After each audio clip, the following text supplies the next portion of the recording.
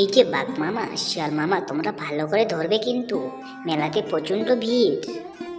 ঠিক বলছো শিয়াল ভাগ্নে, সত্যি মেলাতে তো অনেক ভিড়। এত লোকের জনে ভালো করে চালাবে কিন্তু, না যেন করি।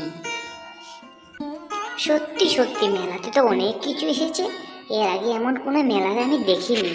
শুধু আমাদের জঙ্গলে থাকতে আর ভালো লাগে না, কি বলো, তাই না দাদা? ঠিক বলেছিস বাদর ভাই, সত্যি এত জঙ্গল আর কি থাকতে ইচ্ছা করে।